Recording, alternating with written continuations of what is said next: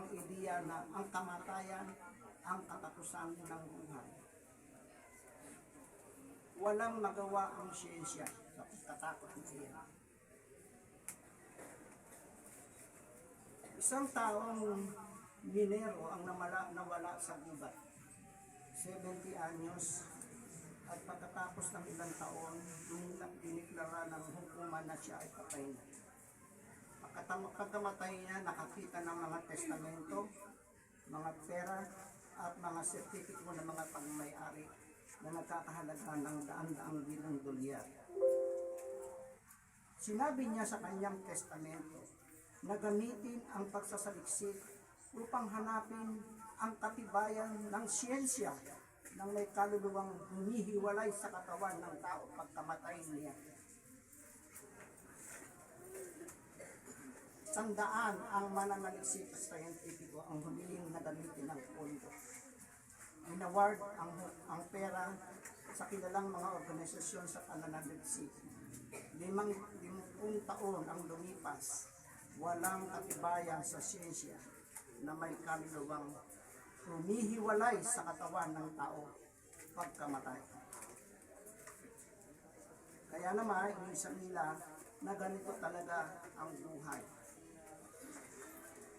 Pero ang katakataka, marami pa rin ang tainting na naniniwala sa kabilang buhay. Marami ang nagsasabi na lilipat lang yung buhay natin at mabutisisilang tayo ng muli. Pero simple ang sinasabi ng Biblia. Hindi natin maikakilala na sino man na talagang sasakit ang kamatayan. Ang malaking kaisipan, ano ang nangyayari matapos mamatay. Hindi naniniwala ang iba na ang kamatayan ang wakas ng lahat. Wala silang maliwanag na ideya kung ano ang mangyayari pagkatapos nito.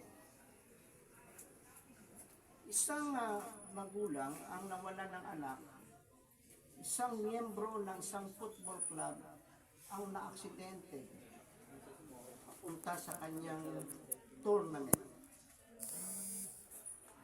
Namatay ang 5 miyembro ng team at mula nang mamatay, ang kanyang nanay ay araw-araw nasa libingan at hindi niya matanggap, hindi makapaniwalang tapos na ang lahat kapag namatay ang isa.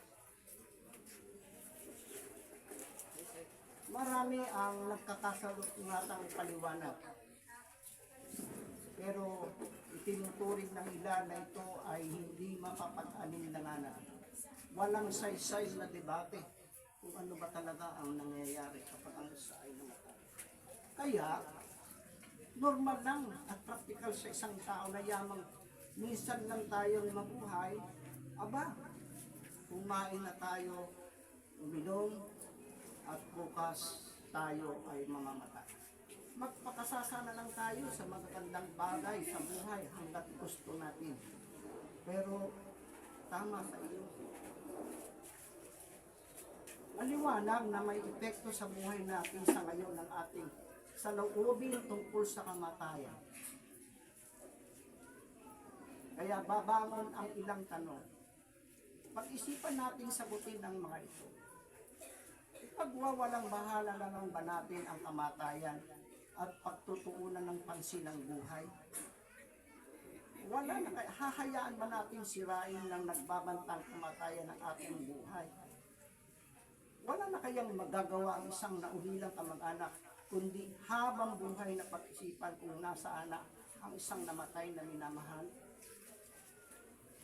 Dapat bang manatiling isang palaisipan ang kamatayan? Ang sabi ng Biblia, kung itutuloy natin ang nasa sinulat ni Solomon, Ecclesiastes 9:5-6, alam ng buhay na sila'y mamamatay, ngunit ang patay ay walang alam kahit na ano. Wala na silang kakamtin panggantimpala, pati alaala sa kanila ay nalilimutan. Ang kanilang pag-ibig, ang pagkamuhi at ang kanilang panibugho ay matagal nang napawi. Kaya anumang masumpungang gawin ng iyong kamay, gawin mo sa abot ng iyong makakaya. Pagkat sa libingan na pupuntahan mo ay wala ng paggawa, pagpaplano, ni kaalaman o karunungan. Idinugtong pa ni Solomon dito sa Ecclesiastes 3:19 at 20 na ang kapalaran ng tao ay tulad ng kapalaran ng hayop. Iisa ang ating kapalaran naghihintay. Kung papaanong namamatay yung isa, gayon din yung isa. Ang tao ay hindi nakahihigit sa hayop. Lahat ay pupunta sa isang lugar, lahat ay galing sa alabok, at sa alabok din babalik. Ang mga binanggit na mga kasulatan sa Biblia at marami pang iba ay hindi kaayon ng paniniwala ng marami na mayroong isang bahagi na patuloy na umira sa ibang anyo pagkamatay natin. Sinasabi ng Biblia na ang alabok o ang di pag-iral ang katapusan ng lahat para sa mga tao. Pero hindi ito ang tinitiyak sa atin. Hindi tinuturo ng Biblia na may anumang bahagi sa katawan ang umiiral pagkamatay. Pero nagbibigay ito ng maliwanag na pag-asa para sa ating mga namatay na mahal sa buhay. Katulad ng inawit natin kanina, sinasaad doon yung pangako at orihinal na layunin ng Diyos na mamanahin natin ang paraiso at tatamasahin ng mga nandun ang buhay na walang hanggan. Kaya guni-gunihin natin ang isang headline sa diyan na sasabihin, wala na ang kamatayan. Pero parang imposibleng nangyari yun. Pero ano ba talaga ang sinasabi ng mga kasulatan?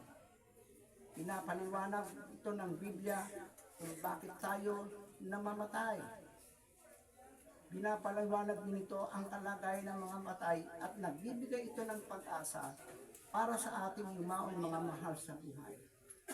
Binabanggit din ito sa unang Korinto 15:54. Ang kamatayan ay nilulon magpakailanman. Pinapaliwanag ng Biblia sa mga salitang pwede nating maunawaan sa halip ng mga salitang mahiwaga. At itinutulat ang kamatayan sa pagtulog. Inilalarawan ito ng mga taong patay bilang natutulog sa kamatayan.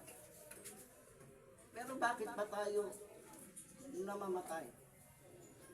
Tinasaad ng unang aklat ng Biblia kung paano ang ating unang mga magulang ay ginawa ng Diyos at inilagay sa paraisong tahanan.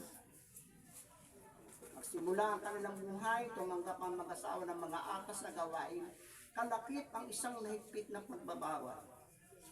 Sinabi ng Diyos, huwag mong kakainin mula roon, sapagkat sa araw na kumain ka mula roon, ay tiyak na mamamatay ka.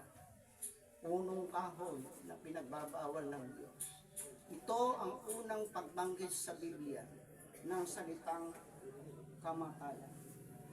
Sakdal ang mag-asawa. Sakdal si Adan. Naiintindihan niya kung paano may iwasan ng kamatayan. At kung lalabagin niya ang kautusan ng Diyos, ito ang kanyang mararanasan. Makalulungkot, sumuway ang mag-asawa. Pinagwalang bahala ang kalooban ng Diyos at inani nila ang bunga nito. Ikaw ay sa alabok at sa alabok ka babalik. Pinaniwanag niya na ang resulta ng kanilang kasalanan ay kamatayan. Sila ay naging hindi sakdal, depektibo. Ang kanilang di kasakdalan o pagkamakasalanan ay hahantong sa kamatayan. Nilinaw ito ni Apostol Pablo sa Roma, Kabanatang 5, talata ay 12. Kung papaano sa pamamagitan ng isang tao, si Adan, ang kasalanan ay pumasok sa sanlibutan at ang kamatayan sa pamamagitan ng kasalanan, at sa gayon ang kamatayan ay lumaganap sa lahat ng tao sapagkat silang lahat ay nagkakasala. Ipinasa ng mag-asawa sa kanilang mga supling ang buong sangkatauhan ang kasalanang iyon. Isang minanang sakit. Hindi lang naiwala ng mag-asawa ang pagkakataong mabuhay na ligtas sa salot ng pamatay, kundi pinasa pa nila ang di kasaktanang ito sa ating, sa buong pamilya ng mga tao. Kaya ito tayo ngayon, bihag tayo ng kamatayan. Kung walang masilip ang mga sayentipiko na may humihiwalay na bahagi natin pag tayo ay namatay, ang minanang depekto o kasalanan ay hindi rin nila masilip sa microscope, sapagkat ang kasalanan ito na minana natin ay tumutukoy sa moral at espiritual na kakulangan na ipinasa sa atin ng ating unang mga magulang. Pero naglaan ang Diyos ng paraan upang maiwasan natin ito. Ang sabi ni Pablo, Roma 6:23, ang kabayaran na ibinabayad ng kasalanan ay kamatayan, ngunit ang kaloob na ibinibigay ng Diyos ay buhay na walang hanggan sa pamamagitan ni Kristo na ating Panginoon. Maliwanag, mahalaga ang papel na gagampanan ni Jesus sa pag-alis ng kasalanan at kamatayan. Ibinigay niya ang kanyang kaluluwa bilang pantubos na kapalit ng marami. Juan 3:16. Gayon na lamang ang pag-ibig ng Diyos sa sanlibutan. Ano pat ibinigay niya ang kanyang buktong na anak upang ang bawat isa na mananampalataya sa kanya ay magkaroon ng buhay na walang hanggan. Binigay ni Jesus ang kanyang buhay din sa lupa bilang hain habang siya ay nagpapatotoo sa katotohanan. Sa kanyang ministeryo at sa kanyang mga gawa ay ipinakita niya ang kapangyarihan ng Diyos na kaya niyang buhayin ang mga namatay. Ang kanyang kaibigan, ang isang anak na babae, tinuring niyang nabuhayin ang mga ito. Naniniwala noon ang mga Hudyo na talagang bubuhayin ang mga patay. Merong talagang inong layunin ni Jehovah, ang pagkabuhay muli. Ngunit ito ay sa mga huling araw. Yun ang pagkabanggit ng kapatid ni Lazaro. Alam ko bubuhayin, pero hindi yun sa pagkakataong ito. Pero ang sabi ng Panginoon Jesus, huwag kayong mamangha rito. Kaya naman, binuhay niya ang kanyang kaibigan. Hindi lang ito ang mga pagkakataon na may mga ulat na pagkabuhay muli mula sa Biblia. Ano ba ang eksaktong ipinahihiwating ng pagkabuhay muli? Marami kasi mga paniniwala at siguro ito rin ang alam ng aming mga kaibigan na itong ating buhay ay hiram galing sa Diyos. Anong uri ng tao o anong uri ng kaibigan ang pahihiramin ka ng isang buhay na depekto, nagkakasakit, tumatanda at namamatay at pagkatapos ay isosorin mo rin sa kanya? Sinong kaibigan ang uutangan mo ng pera pero ang ipapautang sa iyo na pera ay kulang na o kadi kaya ay anong uri ng Diyos ang magbibigay sa atin ng buhay, magpapahiram ng buhay at sa paglang muli ay isosolid din natin sa Kanya? Nasa diwa, itong buhay na ito ay, pero kung sa bahagi natin, kung ito ay ating isosolid, dapat ginamit natin, may interest pa. Pero hindi ganun. Ang buhay ay regalo sa Diyos. Bahala ka kung ano ang gagawin mo diyan. Dahil buhay mo na iyan. Kaya nga lamang, ang Biblia ay naglaan sa atin ng mga instruksyon kung paano natin gagamitin ang buhay na ito upang ito ay gamitin natin ayon sa kanyang layunin. Marami tayong kaaway ngayon. Andiyan ang pagtanda, andiyan ang pagkasakit, andiyan ang kahirapan. Pero nangangako ang Diyos na igugupo niya ang lahat ng ito. At sa pinakahuli, unang Korinto 15:26, bilang huling kaaway, ang kamatayan ay papawiin. Kapag natupad na ang pangakong iyan, tatamasahin natin bilang mga sakdal na tao ang walang bahid ng kasalanan at kamatayan. Samantala, maaaliw tayo sa pagkaalam na ang ating mga namatay na mga sa buhay ay namamahinga lamang. At kung nasa alaala sila ng Diyos, sila'y bubuhay muli sa kanyang itinakdang panahon. Nababago ang ating pangmalas sa buhay dahil sa maliwanag na pagkaunawa natin sa kamatayan at pag-asa para sa ating mga namatay. Kapag ang paniniwala mo may kinalaman sa buhay, nabibigyan ka inito ng pag-asa. Nagkakaroon ka ng kapayapaan ng isip at ang napapahinahon ang iyong espiritu. Maliwanag na ang pagkaunawa sa kahalagayan ng mga patay ay makatutulong sa atin na magkaroon ng timbang na pangmalas sa buhay. Hindi dapat na maging palaisipan ang kamatayan. Maaaring magiging kasiyasiya ang ating buhay nang hindi labis na natatakot sa kaaway nito na laging nakaabang sa atin. At dahil sa pagkaunawa natin, hindi naman pinapawi magpakailaman na kamatayan ng ating buhay. Nawawala ang ating pagnanasa na mabuhay sa kaluhuran sa paniniwalang maikli lamang ito. Dahil alam natin natutulog lamang ang ating namatay na mga mahal sa buhay na nasa alaala ng Diyos at naghihintay ng pagkabuhay muli, napapayapa tayo at nagkakaroon ng hangaring patuloy na buhay. Oo, makakaasa tayo sa hinaharap ay ibabauna ng Diyos na Jehova ang tagapagbigay ng buhay, ang kamatayan magpakailanman. Isa ngang malaking pagpapala kapag angkop na masasabi na natin, kamatayan, nasaan ang iyong tagumpay? Kamatayan, nasaan ang iyong tib? Magandang gabi sa inyong lahat.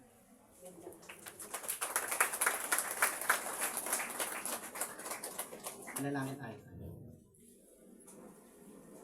Diyos na makapangyarihan sa lahat, ikaw po na soberano sa buong sansinukob at tumutugon lamang sa banal na pangalan ng Jehova. Sa pangalan po ng inyong mahal na anak, ang na Panginoong Jesus, kami po ay lumalapit sa tabing ito at nagpapasalamat pa kami sa taglay naming buhay at kalakasan hanggang sa mga sandalang ito. Nakikiramay kami sa pamilya ni Ate Rebecca sa pagkawala ng kanyang nasa buhay, 10 ng kanilang mga anak, ni Ate Marina, at sana po ay patuloy silang maaliw ng aming presensya, kaya lang pansamantala lang ang aming pagkanarito dahil alam namin, Diyos na Jehova, na ikaw ang patuloy na maaliw sa amin sa pamamagitan ng mga kaalaman na nakasulat sa Biblia. Ilangin namin namang Jehova na ang mga kasama namin dito ay higit pang ka-interes na kumuha pa ng mga kaalaman tungkol sa iyong tunay na kalooban, tunay na layunin sa buhay, at madama namin ang kagalakan kahit kami ay nakakaranas ng mga hindi na inaasahang mga pangyayari katulad ng mga pagkakataon ito. Dalangin namin na mga Jehova ng tagumpay pa ng gabing ito, sana po ay patuloy na aluwin ang mag-anak at kami rin naman ay maging nakapagpapatibay sa isa't isa. Patawarin kami sa aming mga pagkukulang at salamat sa lahat ng mga paglalaan mo. Lahat ng ito sa pangalan po ni Jesus, ang aming tagapagligtas. Amen.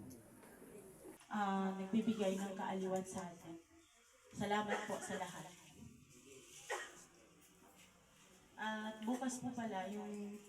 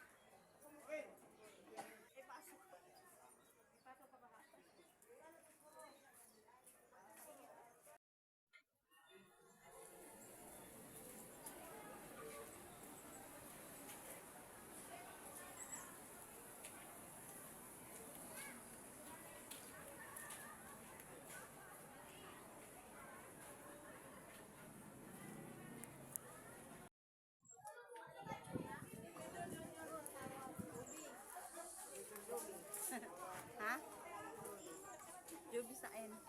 Mag-picture tayo. Mag-picture tayo. Mag-selfie na lang tayo habang tayo baga mag-inom.